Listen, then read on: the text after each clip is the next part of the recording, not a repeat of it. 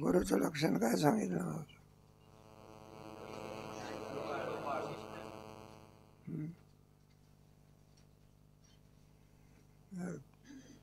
काय लक्षण सांगितलं म्हटलं? गुरुचं लक्षण काय सांगितलं? श्रोत्रिय म्हणजे वेदांत शास्त्राचे ज्याने अध्ययन केलेलं आहे आणि जो ब्रह्मनिष्ठ आहे आणि ते ब्रह्मनिष्ठ असलेला तो सद्गुरू ते श्रोत्रिय अर्थात वेद अध्ययन देण्याकरिता शिष्यासाठी कृपाळू आहे असा म्हणजे सद्गुरू. ब्रह्मनिष्ठ म्हणजे ब्रह्मांनी एव तिष्ठती म्हणजे ब्रह्मामध्येच केवळ ब्रह्मा निष्ठ असतो. ब्रह्मनिष्ठ म्हणजे ब्रह्माचे साक्षात्कार झाला. एक परोक्ष ज्ञान आणि दुसरं कोणतं? परोक्ष ज्ञान का अपरोक्ष ज्ञान? परोक्ष परोक्ष तर तुम्हाला आम्हाला आहे की अरे परोक्ष ज्ञान अपरोक्ष ज्ञानामध्ये कोणत्या? परोक्ष ज्ञान तर आपल्यालाही आहे की मग कोणतं ज्ञान पाहिजे? अपरोक्ष ज्ञानामध्ये ज्ञानाचे दोन प्रकार आहे ना, परोक्ष आणि दावा आहे. तोच दावा आहे ब्रह्म आहे ते ब्रह्म तूच आहे. मग कोणत्या ज्ञानात निमग्न पाहिजे? अपरोक्ष. ब्रह्माचं काय लक्षण?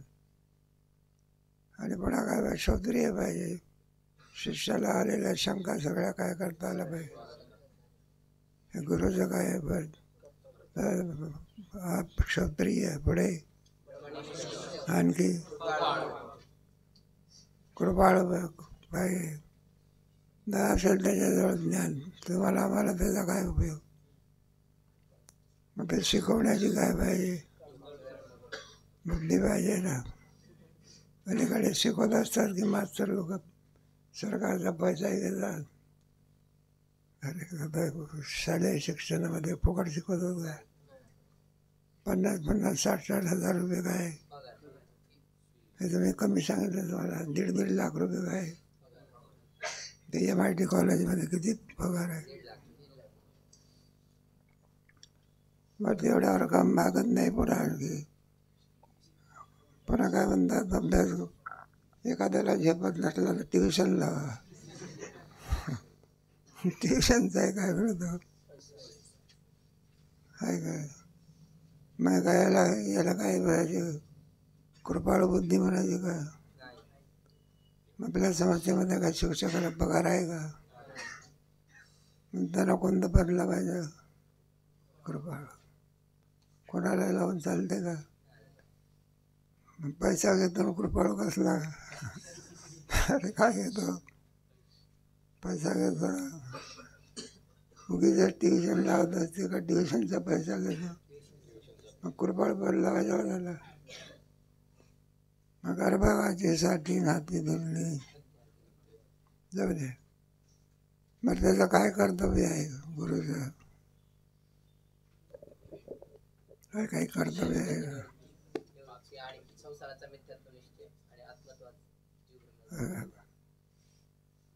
5 प्रकारचा भेद काय केला पाहिजे? आणखी पुन्हा संसाराचं काय जाणून दिलं पाहिजे. आणि पुढे अद्वितीय ब्रह्मस्वरूपाच्या आत्मत्वाने काय करून पाहिजे? हे गुरुचं काय आहे? शिष्याचं लक्षण. त्या शिष्याने गुरुच्या जवळ वेद वाक्याचा काय करावा? विचार करावा. इथपर्यंत आपला आला. पुढे शंका. वेदार्थ ज्ञानवान सद्गुरूजवळ वेद वाक्यांचा विचार करावा. त्यापासून अद्वैत साक्षात्कार होऊन संसार निवृत्ती होते असे तुम्ही म्हणता. पण आता तुम्ही जो ग्रंथ सांगणार तो प्राकृत भाषेत असल्यामुळे तो तर वेद नाही आणि वेद वाक्यांचा विचारानेच संसार निवृत्त होणार हा तर तुमचा सिद्धांत आहे. पुढे गेला आपला कोणाच्या द्वारा उपदेश करायचा? और सद्गुरुद्वारा पण कशाचा विचार, वेदाचा का गुटखा कसा खावा याचा विचार करायचा. मग वेदाचा विचार सद्गुरूच्या द्वारा करावा. मग आपण म्हटलं आम्ही सद्गुरूचे काय आम्हाला गरज आहे, आमच्या बुद्धीच्या द्वारा करू आम्ही. कोणाच्या? मग बुद्धीच्या द्वारा जर काय केला, विचार केला तर ज्ञान होते किंवा नाही, शंका आहे. कोणाच्या द्वारा? अरे वेदाच्या द्वारा कशाला? नाही काय गुरुच पाहिजे कशाला? आम्हाला काही बुद्धी दिली आहे देवाने. आमचं काय डोकं काय टोपी ठेवण्याचं ठिकाण आहे का? मग आमच्या बुद्धीच्या द्वारा जर आम्ही वाक्याचा विचार केला तर ज्ञान होते किंवा काय उत्तर घेऊ? काल संपला. तू घरी जाऊन वाचत जा ना. झालेला पाठ काय केला पाहिजे. नाही इथून उठायचं, घरी जायचं आणि घरून उठायचं, पाठाला यायचं. हे पहा, त्याचं उत्तरच आहे. स्वबुद्धीने जर विचार केला वेदाचा तर आणि काय पत्रामध्ये पडते याच्याकरता दृष्टांत दिले आहे. नद्या म्हणा, ओढ्या म्हणा वगैरे त्याच्यात पाणी आहे का नाही? मग ते पाणी कोणाच्या द्वारा आलेलं आहे?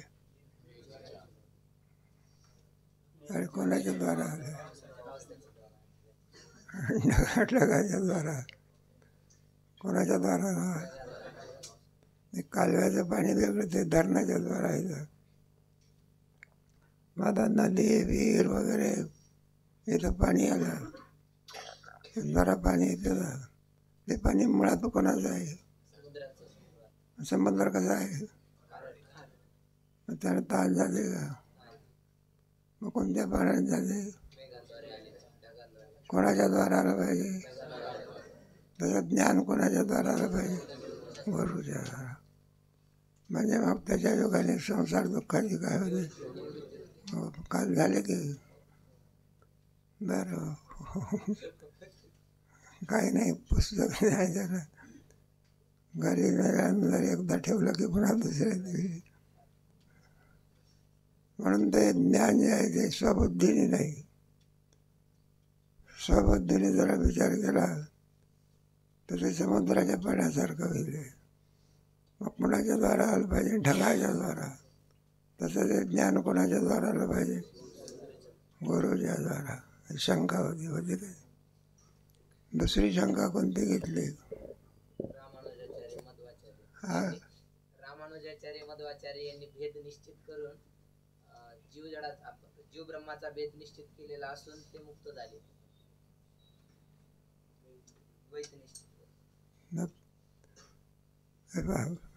गुरुच्या द्वारा काय करायचं? त्याच्या जीव ब्रह्माचे ज्ञान होऊन जीवात्मा मुक्त होतो. त्याच्याकरता थोडा अधिक विषय सांगितला. म्हणले रामानुज माधव वगैरे यांनी गुरुच्या द्वारा काय केला? निश्चय केला. कोणता निश्चय केला?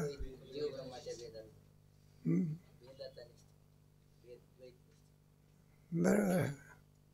द्वैत निश्चय केला. कोणता? अभेद निश्चय नाही. अभेद निश्चय म्हणजे जीव ब्रह्माचा अभेद आहे असं ज्ञान होण्याच्या ऐवजी काय काय मिथ्यात्व निश्चय केला, द्वैत निश्चय केला. आणि पुढे काय झाले? ते मुक्त झाले की काय काय. मग ते तर काय झाले? मुक्त झाले. कशाने झाले? आणि तुमच्या मतामध्ये काय आहे? मग अद्वैत निश्चयाने न होताना कशाने मुक्त झाले? मग आलं का लक्षात? असे असताना अद्वैत निश्चय नसताना देखील जीवात्मा काय होतो? मुक्त होतो. शंका आहे. घरी जाऊन चिंतन करीत जाणार नाही का नाही? अद्वैत निश्चय करण्याची आवश्यकता. द्वैत निश्चयाने जीवात्मा काय होतो? शंकेचं काय उत्तर दिलं? काय झालं काय? ते रामाराजस्व मध्वाचं त्यांचे जे गुरु होते ना, ते गुरुच्या लक्षणात सांगितल्याप्रमाणे ते काय नव्हते, योग्य नव्हते. मग त्याने ज्या सांगितलेल्या द्वैत निश्चयामुळे बरं का जन्ममरण दुःख निवृत्त होत नाही. कारण काय आहे, तो गुरुही सुद्धा गुरुपदाला काही नाही, योग्य नाही, इथपर्यंत आलो होता. कधी तो वाचत जा की थोडं सोपा जरी रंग असला तरी.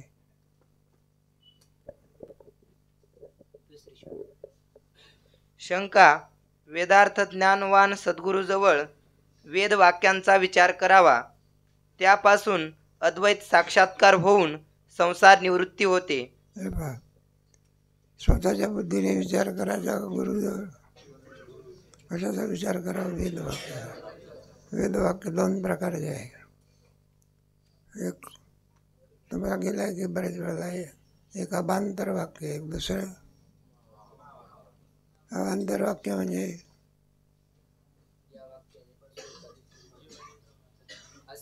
अरे इकडे यायला आलं पाहिजे ना सगळ्याला, एकाला जीवन काम भागलं पाहिजे का सगळ्याला आलं पाहिजे ना.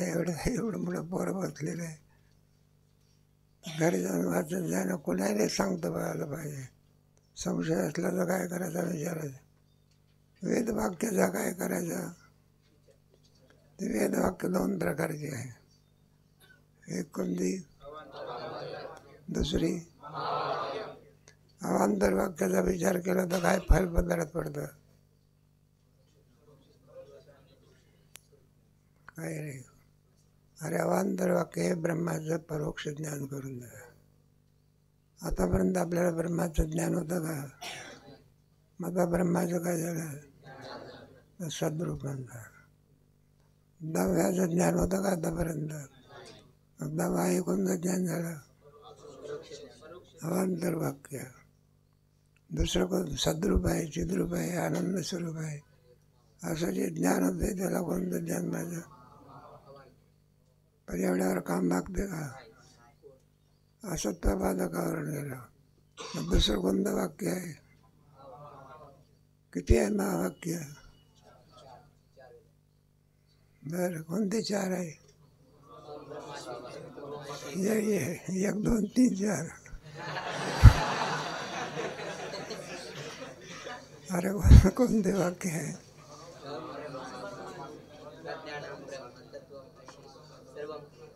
कोणत्या वेदातला आहे? विचारत नाही तुम्हाला. पंचदशी त्याचा विचार केला आहे. तत्वमसी अहम ब्रह्मास्मी, अयमात्मा ब्रह्म, असे चार प्रकार सांगितले. हे वाक्य काय सांगते? व्यवहार नाही. एकामध्ये ब्रह्माचं स्वरूप सांगितलेलं आहे, अवांतर वाक्यामध्ये ब्रह्माचं काय सांगितलं? आणि महावाक्यामध्ये ते ब्रह्म दुसरं तिसरं कोणी नसून कोण आहे? अपरोक्ष ज्ञान. हा विचार करायचा कोणाच्या द्वारा? गुरुच्या द्वारा. कशाचा विचार करायचा? महावाक्याचा. म्हणजे आपल्याला कोणतं ज्ञान होते? अपरोक्ष ज्ञान. पुढे वाचा. असे तुम्ही म्हणता, पण आता तुम्ही जो ग्रंथ सांगणार तो प्राकृत भाषेत असल्यामुळे तो तर वेद नाही, आणि वेद वाक्यांच्या विचारानेच संसार निवृत्त होणार हा तर तुमचा सिद्धांत आहे. तर मग कोणाचा विचार करायचा अपरोक्ष ज्ञान होण्याकरता? वेदवाक्याचा. वेद कोणत्या मराठी भाषेत आहे का? आपल्याला काय वेद माहिती आहे? ब्राह्मणाचे पोरं आहे ना, त्यांना माहिती असे. भराभर वेद म्हणतात. एकदम मनाला लागलं की रोजच्या भराभर सकाळच्या परी उठून त्याचं चिंतन चालत असे. आपणही म्हणत असतो, मग आपलंही बराबर म्हणतो. मनासारखं नाही झालं तर शिवाय बराबर देतो. मराठीच्या तोंडातच ते शिवाय आणि ब्राह्मणाच्या तोंडातच ते वेद. इतका फरक आहे. बरं, जाऊ दे आपल्याला अवांतर हे नको. म्हणून वेदवाक्याचा कशाचा विचार करायचा? वेदवाक्याचा. कोणाकडून? गुरुकडून. कारण गुरुजी ब्रह्मनिष्ठ श्रोत्रिय आहे ना, काय म्हणून त्यांना वेद सगळा मुखोद्गत आहे. कोणाला? त्याचं ज्ञान आहे त्याला.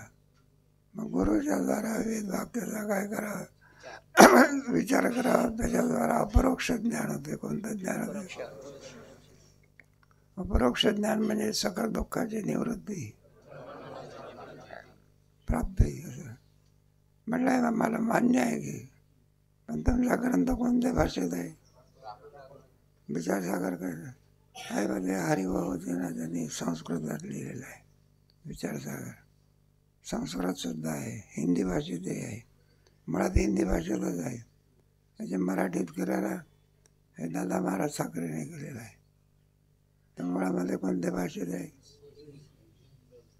तुमचा ग्रंथ जो आहे तो तर मराठी भाषेत आहे की, वेद कोणत्या? मग काय उपयोग आम्हाला त्याचा? आम्हाला तर संस्कृत येत नाही की, थोड्यावर संस्कृत काम भागत असते का? त्याच्यातले सगळं याच्यात ज्ञान व्हावं लागत असते. माझा तुमचा ग्रंथ आहे मराठी भाषेत. आलं लक्षामध्ये? वेदवाक्य दोची सांगड कशी वाजा. तर मग तुमच्या या प्राकृत ग्रंथाचा उपयोग काय? प्राकृत ग्रंथाचा काय उपयोग आहे?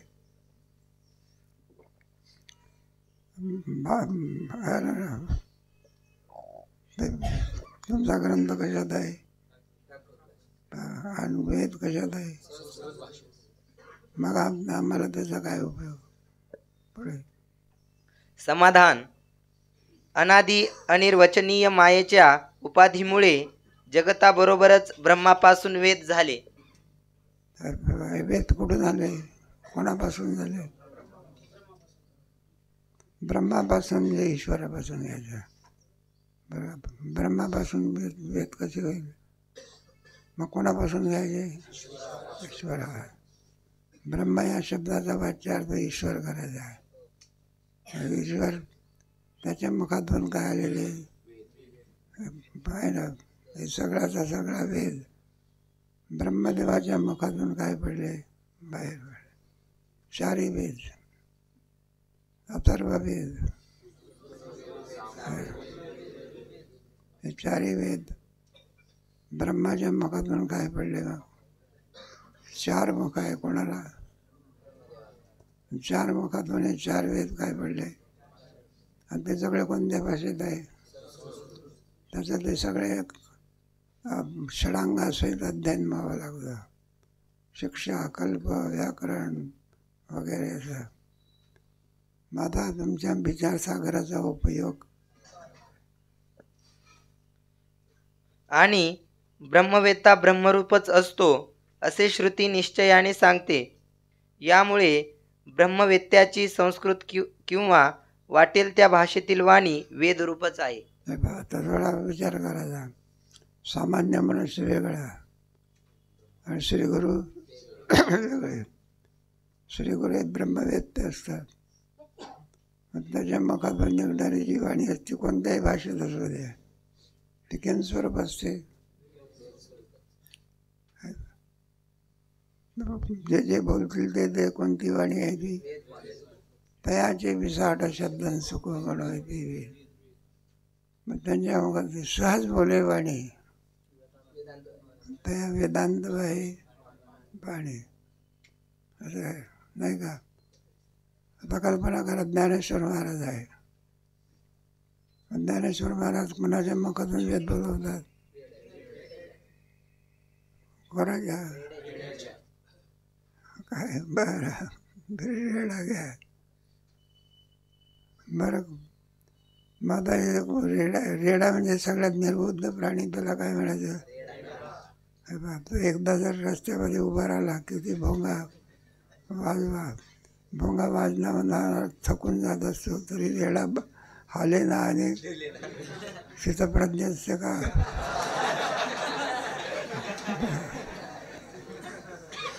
सगळे काय करे त्याच्या मुखातून काय बोलवलं, तुम्हाला जर परीक्षा घ्यायची असेल तर एका शेतकऱ्याकडे म्हशीचाही पगार होता आणि गाईचाही वासरू होता, दोन्ही होते. त्याच्यातनं हुशार कोण, तर काय झालं, शेतकऱ्याने लांब नेले 2 किलोमीटर अंतरावर आणि दोन्ही दिले सोडून. ते गाईचं वासर होतं ना, ते बरोबर आपल्या मालकाच्या घरी त्या गोठ्यामध्ये जिथं बांधते तिथं जाऊन राहिलं भावाजवळ. आणि जे म्हशीचं पगार होतं ना, ते 2 दिवस झाले बा कुठं गेलं कोणाला. त्याला मालकाचं घर ओळखता येत. चतुर कोण आहे, गाय दूधही सुद्धा कोणाचं घेत जायचं, म्हशीचं का जाऊ दे. अरे पंढरपूरला आपल्या इथे आळंदीला जास्त नाही, पंढरपूरला म्हशी भरपूर आहे. एखादी म्हैस जर पोळीतून जायला लागली, सगळा रस्ता बंद करून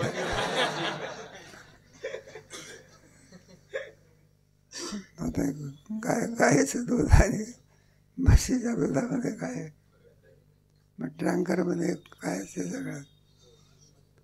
म्हशीचं दूध असते, गायचं कोणाच पाहिजे, गायचंही असते. आणि एखादा विचारला ना, म्हटलं का हे सगळं आहे, तुमच्याकडे शेळ्यासुद्धा आहे, गाई आहे, म्हशी आहे.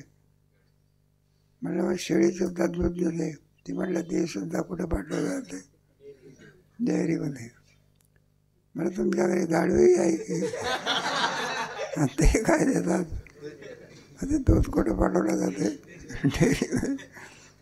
सगळी माणसं काय करायची आहे, गाढवच करायचे. जाऊ दे, दृष्टांत संपला आपला. मग ज्ञानेश्वर महाराज रेड्याच्या मुखातून वेद बोलव, त्यांच्या मुखातून काय बोले नाही का नाही. म्हणून त्यांची वाणी किम स्वरूप असते.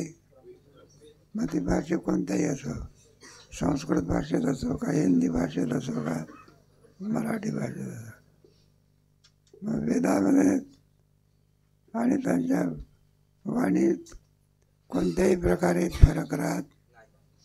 त्यांच्या मुखातून कोण बोलतो, मग ज्ञानेश्वर महाराजांच्या मुखातून कोण बोलला, मग कोणत्या भाषेत, मराठी. हे त्याचं उत्तर आहे. पुढे या ठिकाणी भगवान श्री ज्ञानोबरायांच्या एका वाक्याची आठवण झाल्याशिवाय राहत नाही. तयाचे बिसाट शब्द सुखे म्हणो येती वेद, या ओवीत वेत्याची वेड्यासारखी बडबडसुद्धा वेदच आहे असे महाराज सांगतात. त्याचप्रमाणे म्हणून ब्रह्मवेत्ता जे पुरुष बोलेल ते सगळं शास्त्र सहज बोलू नये, करू नये साया. त्यांच्या मुखातून वेद बाहेर पडत होता. गाथा म्हणजे मराठी भाषेतलं काय आहे, ज्ञानेश्वरी सुद्धा मराठी भाषेतलं काय आहे. जे वेदात आहे तेच कुठे ज्ञानेश्वरीत आहे, जे वेदामध्ये आहे तेच कुठे आहे नाही का, भागवतात आहे. मग त्यांच्या मुखातून काय बाहेर पडला, वेद बाहेर. मग ते मराठीमध्ये असे नका, ज्ञानामध्ये अर्थामध्ये कोणत्याही प्रकारे. पाणी आण म्हटलं तर काय आणणार, जलमान आहे म्हटलं तर आहे काय. भाषा वेगळी, अर्थ किती आहे. त्याचप्रमाणे श्री तुकोबाराय ही तुका म्हणे आम्ही विधीचे जनिते स्वयंभू आई ते केले न हो, असा आपला अनुभव सांगतात. म्हणून तर तुकोबाराचा अवतार एक आहे ना. तुमचा आमचा जन्म आहे, त्यांचा काय आहे अवतार, कशा करता आहे, उद्धराया जन आहे काय. मग अवताराने तुम्ही आम्ही जीव लोक ना, पण अज्ञानी लोक, अज्ञानी लोक, भक्त लोक, त्याला दुष्ट लोक काय करतात, त्रास देतात. मग काय करायचं, परित्राण आहे.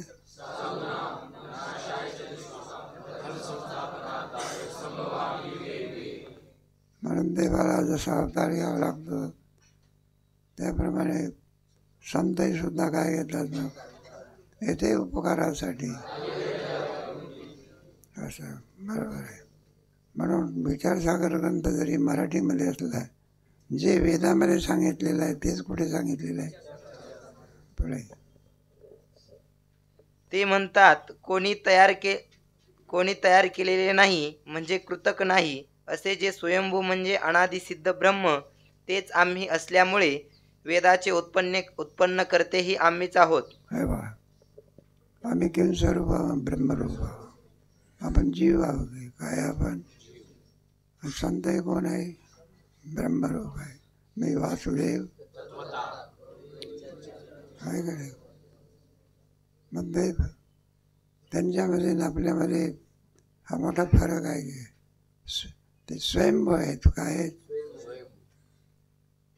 आपल्याला जन्म घ्यावा लागतो, परत त्यांचा जन्म दिसतो, पण तो त्यांचा जन्म म्हणजे जन्म नसून अवतीर्ण झालेले असतात, ते आलेले असतात. ते काय असतात? हा त्याच्यातला फरक. अवतार म्हणजे आपल्या स्वरूपातून तुमच्या आमच्या उद्धाराकरता येणं, त्याला अवतार म्हणायचं. आणि भोगण्याकरता येणं, याला काय म्हणायचं? आपण जे काही पाप पुण्य केलं असेल ते भोगण्याकरता जन्म घेतला आपण. शरीरामध्ये आपल्याला काय करतो? भोगून द्यावं लागते ना. या जन्मातलं का मागच्या जन्मातलं. एखादा माणूस म्हणतोय ना, म्हणलं मला हा रोग का झाला किंवा कॅन्सर का झाला, ते संगती कशी लावायची? या जन्मामध्ये तो कोणते काय केलं नाही, मग रोग झाला, त्याच्या संगती कशी लावायची? मग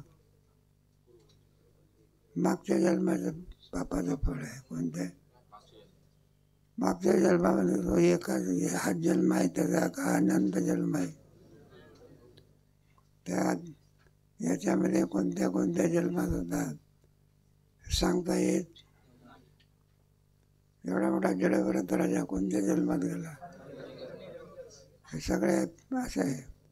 मागच्या वेळेला आपण कोणत्या जन्मात, थोडं संस्कारावरून जाणायचं. कशावरून? योगायोग चांगला आपल्याला कोणता जन्म प्राप्त झाला? भरतखंडी नरदेव प्राप्ती झाला. त्याच्यातही पुन्हा वारकरी शिक्षण संस्थेत आलो. ही देवाची काय आहे, कधी सोडून जाण्याची इच्छा होईल, हे देवाची कृपाच आहे. जाऊ दे. तेव्हा भोगण्याकरता आपण आलेले असतो, आणि संत हे जीवाचा उद्धार करण्याकरता आलेले असतात. दोघांना फरक असतात. जीव हा बद्ध असतो, संत हे काय असतं? म्हणजे मुक्तच बद्धाला काय करू शकतात, त्याच्याकरता आलेलं. गुरुत्व लक्षणामध्ये आलं. कशाकरता हे सगळं चाललेलं आहे? ते ब्रह्मस्वरूप असतात. त्याच्या मुखातून निघलेली जी वाणी असते ती वाणी सुद्धा वेद स्वरूप असते. काय असते? तुमचं आमचं बोलणं वेगळं, त्याला कोण विचारते? सहज बोलले त्याचा ग्रंथ निर्माण होतो. काय होतं? अमृतानुभव, चांगले उपासष्टी, ज्ञानेश्वरी, अभंग. जाऊ दे. कशा करता?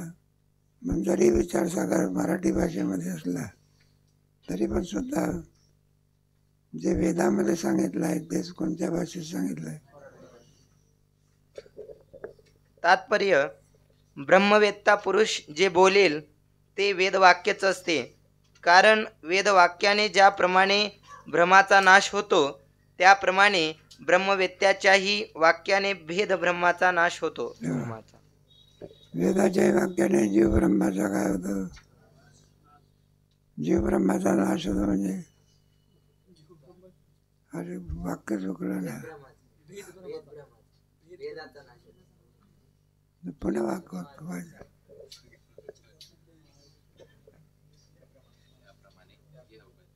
कारण वेदवाक्याने ज्याप्रमाणे भ्रमाचा नाश होतो त्याप्रमाणे ब्रह्मवेत्त्याच्याही वाक्याने भेद भ्रमाचा नाश होतो.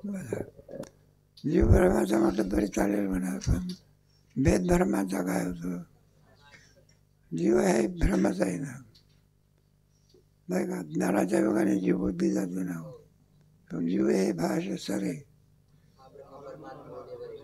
म्हणून त्या कोणत्याही वाक्यामध्ये ते कोणत्याही भाषेत जरी बोलले तरी त्याच्या योगाने सगळ्या भ्रमाचा काय होतो.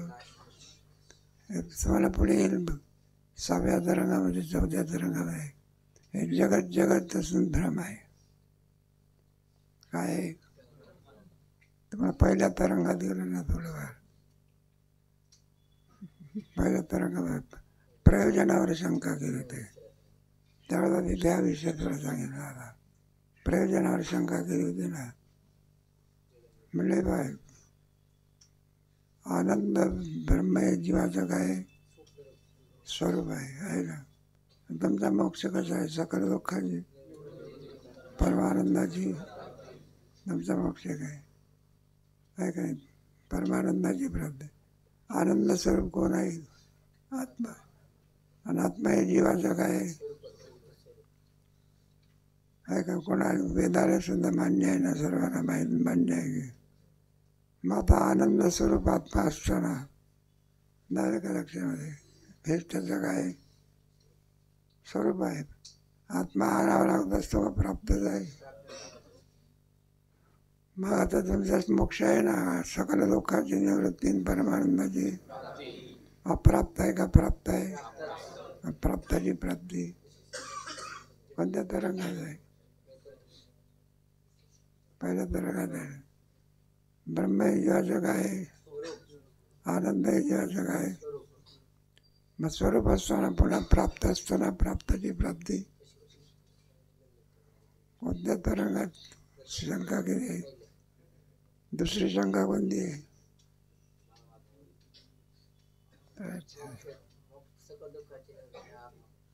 हे पहा, सकल दुःखाची परमानंदाची निवृत्ती म्हणजे अभाव, प्राप्ती म्हणजे दोन धर्म परस्पर विरोधी आहे. जिथं अंधार आहे तिथं काय नाही, जिथे प्रकाश आहे तिथे मग भावाभाव रूप मोक्ष कसा? दोन शंक्याचं उत्तर कोणत्या तरंगात दिलं? पहिला सांगणे हे उपकारच आहे. घरी जाऊन चिंतन करत आहे काय कशावरच्या शंका आहे या प्रयोजना. दुसऱ्या तरंगामध्ये प्रयोजनावर काय घेतली आहे का नाही? कोणती शंका घेतली दुसऱ्या तरंगात? ब्रह्मा समष्टीदृष्ट्या ब्रह्मावरती जगत हे अध्यस्त नाही आणि व्यष्टीदृष्ट्या आत्म्यावर अहंकारादी बंध अध्यस्त नाही, म्हणजे मिथ्या नाही, सत्य आहे असं बरोबर. हे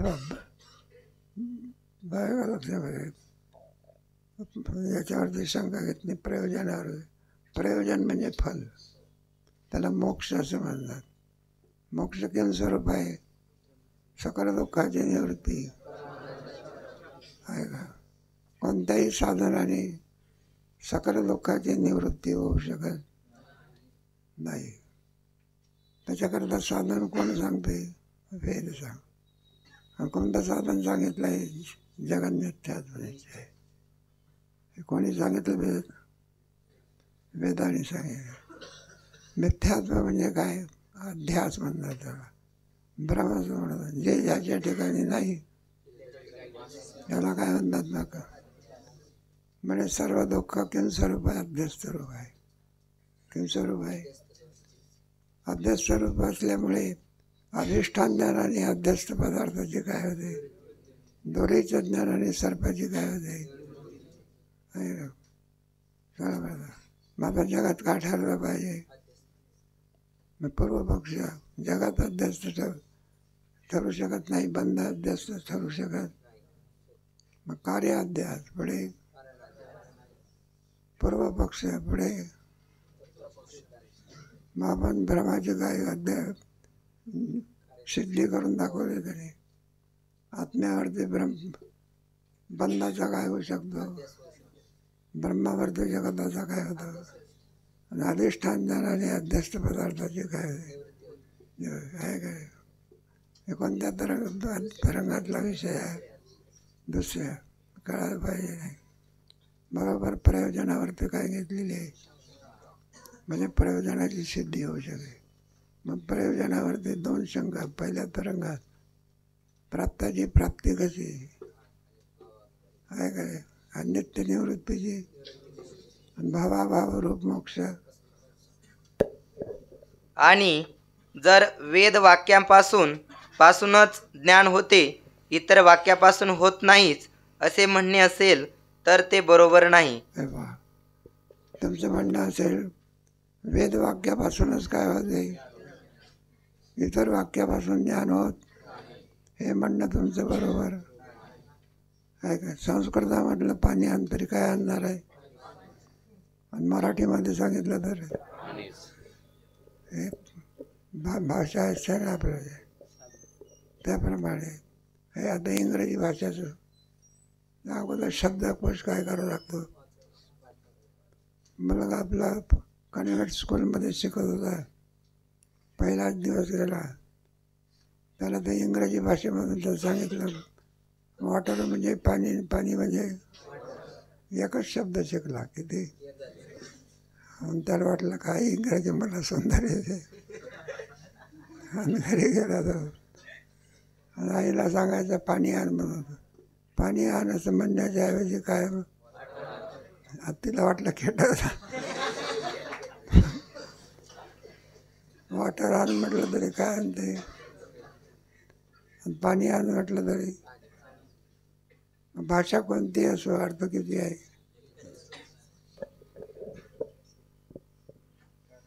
कारण दृष्टफलात हा नियम नसतो. जसे औषधाने रोगनिवृत्ती दृष्टफल आहे, त्या औषधी सांगणारा आयुर्वेद संस्कृत भाषेत आहे. त्या आयुर्वेदाच्या संस्कृत भाषेने जसे औषधीचे ज्ञान होते, त्याप्रमाणे अन्य भाषेतील वाक्यापासूनही त्या औषधींचे ज्ञान होते. भाषेचा फरक आहे. मराठी भाषेमध्ये असलं तरी औषधीचं ज्ञान होते. हिंदी भाषेत म्हटलं 56 भाषा आहे किती, ज्ञानेश्वरीमध्ये 56 भाषा आहे म्हणतात. तसं संशोधन कोणी करीत नाही. भाषेचा जरी फरक असला तरी अर्थामध्ये काय असते, एकच असते. मराठीत जे सांगितलं आहे ते संस्कृतामध्ये, जे संस्कृतात सांगितलं आहे तेच इंग्रजी भाषेमध्ये. म्हणून भाषेच्यामुळे अर्थामध्ये बदल होऊ शकत नाही. जे वेदामध्ये सांगितलं आहे तेच आमच्या मराठी भाषेमध्ये असलेल्या विचारसागरात काय केलेलं आहे. हे अनुभव सिद्ध आहे. शिवाय जर वेद वाक्याने ज्ञान होते असे मानले तर स्मृती, पुराणे व इतिहास वगैरे ग्रंथात सर्वज्ञ ऋषींनी ब्रह्मविद्या प्रकरण लिहिले आहे ते व्यर्थ होईल.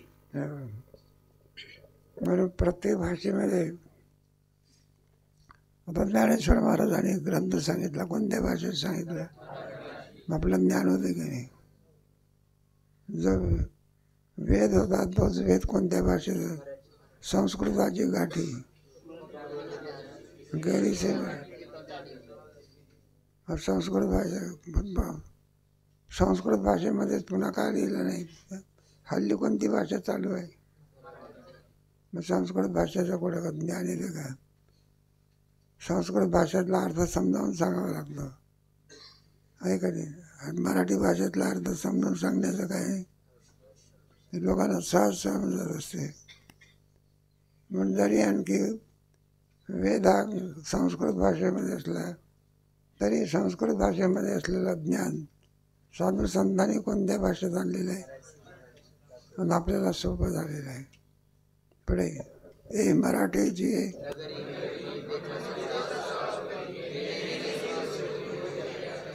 पुढे.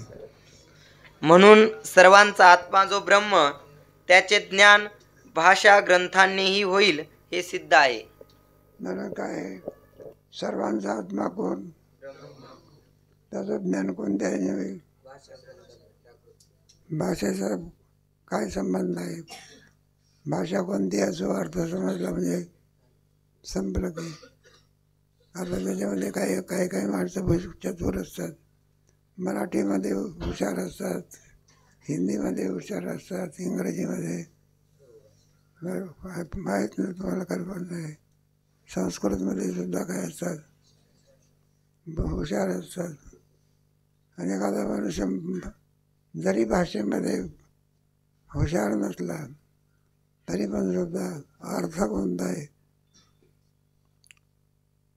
सगळ्यांनाच सगळ्या भाषा आल्या म्हणजे उद्धार होतो असं कुठं सांगितलं आहे का? नाही तर मग एक ना धडण भाराभार, ते येत नाही, ते येत नाही. एकच भाषा असायची पण ती चांगल्या प्रकारे तिचा अनुभव घ्यावा. म्हणून आमचा ग्रंथ कोणत्या भाषेमध्ये आहे? मराठी भाषेमध्ये आहे. जे संस्कृत भाषेमध्ये असलेल्या ग्रंथापासून ज्ञान होते, उद्धार होतो, तोच उद्धार, ते ज्ञान मराठी भाषेमध्ये असलेल्या ग्रंथातूनही काय होते. म्हणजे ज्ञानेश्वरी पाठ करतात ना, गाथा वगैरे, वेदच आहे. कंधारकर महाराज सांगायचे, ब्राह्मणाचे पोरं काय भोगतात, आणि आपण ज्ञानेश्वरी गाथा हे सुद्धा काय आहे, वेदच आहे. त्यांच्यात आणि आपल्यात कोणत्याही प्रकारे काही नाही, फरक नाही. त्यांचा वेद संस्कृत भाषेमध्ये आहे आणि आपला वेद समजायला काय. परिच्छेद क्रमांक 5.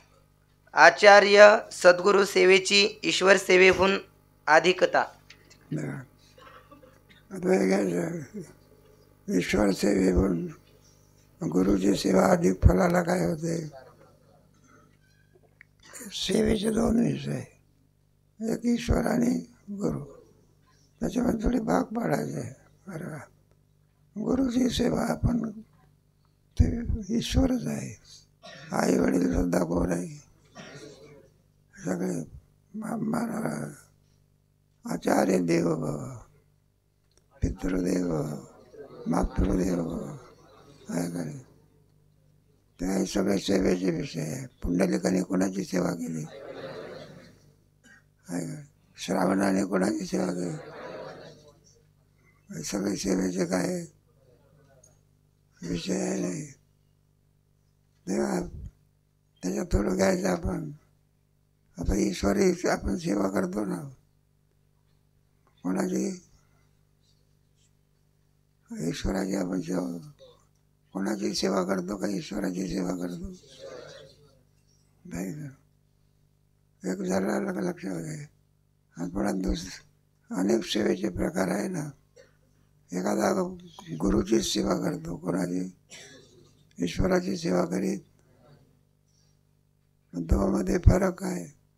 तर ईश्वराच्या सेवेपेक्षा सुद्धा गुरुसेवेमध्ये फल अधिक आहे. क्रमाने सांगायचं, गुरुची सेवाच आहे आणि ईश्वराची सुद्धा काय. एकलव्याने कोणाची सेवा केली होती, गुरुची, फल प्राप्त झालं ना. आपल्याला यांना सांगायचं आहे, ईश्वर सेवेपेक्षाही सुद्धा गुरुची सेवा अधिक फलाला काय करते. आपण जे सेवा करत असतो त्या सेवेचा विषय कोणता असतो, ईश्वर असतो, कोणी का असे ना. ते त्याच्यामध्ये कोणी गणपतीला ईश्वर म्हणतो, कोणी कशाला, कोणी कशाला. पण ईश्वर समजून काय करतात तरी. कोणी जेजुरीच्या खंडोबालाच काय म्हणतात, अरे ईश्वर. त्याला तुम्ही, एक म्हातारी होती बा, ते पांडुरंगाच्या देवळामध्ये नोकरीला होती, कामगार म्हणून, भांडे बिंडे, खूप मोठा प्रसाद घेऊन यायचे. आमच्या वाड्यात राहत असे. मग आली म्हणजे पांडुरंगाच्या देवळातून मग ती बोनं तयार करायची. आणि चंद्रभागेच्या पलीकडे एक देवीचं आपलं साधा मंदिर होतं, तिथं जाऊन तिथं बोनं दाखवायचे आणि मग जेवण करायचे. आम्ही तिला विचारलं, पांडुरंगाची सेवा करतो म्हटलं, सामान्य देवतेची सेवा कशा करत. ते म्हणले, कुठला घेऊन बसला तुमचा पंढरपूरचा पांडुरंग, आमच्या देवीच्या समोर काहीच नाही. म्हणजे देवीला काय समजवते. कोणीही मनुष्य जो सेवा करतो तो आपल्या देवतेला काय समजतो. म्हणजे ईश्वरापेक्षाही कोणाची सेवा मोठी आहे. गुरुची सेवा काय आहे तेव्हा माताळा देवा वाचा की माताळा. परिच्छेद क्रमांक 5. आचार्य सद्गुरु सेवेची ईश्वर सेवेहून अधिकता. कोणाच्या ईश्वराच्या सेवा अधिक तांबे अधिक फल मिळाला. पहिले एक वाक्य वाचा की. अधिकारी म्हणजे जिज्ञासू पुरुषाने ब्रह्मरूप असलेल्या आपल्या सद्गुरूंची सर्व भावाने सेवा केली तर श्रीगुरु प्रसन्न होऊन परमतत्वाचा उपदेश करतील. करते तुम्ही जर सेवा केली तर दीप प्रणिपाते उपदेश म्हणजे परमतत्वाचा काय करतील बाई अशी आचार्याची सेवा आहे. त्याचा अधिक विचार कधी करू आता.